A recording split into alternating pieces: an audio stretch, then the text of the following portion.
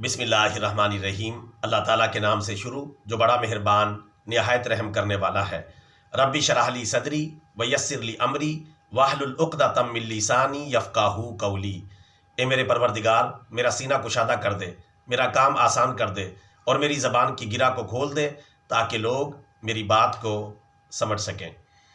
برادران اسلام، دور حاضر میں پیری مریدی ایک منافع بخش بلکہ بہت ہی زیادہ منافع بخش کاروبار اور دھندا بن چکی ہے۔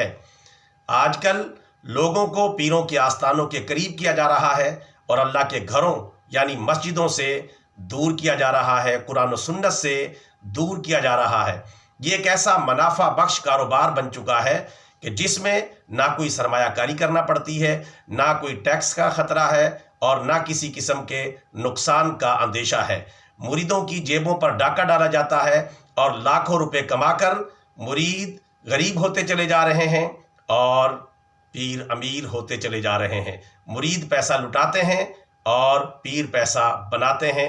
یہ ایک ایسا دھندا بن چکا ہے کہ جس میں لوگوں کو قرآن و سنت سے دور کیا جا رہا ہے، اسلامی تعلیمات سے دور کیا جا رہا ہے اور لوگوں کو غلط راستے پر ڈالا جا رہا ہے۔ ضرورت اس بات کی ہے کہ اس عمل کا بائیکاٹ کیا جائے اور قرآن و سنت کو فوکس کیا جائے، قرآن و سنت کی پیروی کی جائے، اسلام کی تعلیمات پر چلا جائے۔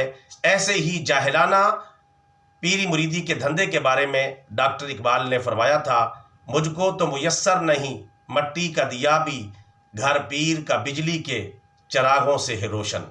اللہ تعالیٰ تمام مسلمانوں کو قرآن و سنت کے راستے پر چلنے کی توفیق عطا فرمائے اور جاہلانہ پیری مریدی کے کھیل سے محفوظ فرمائے، آمین۔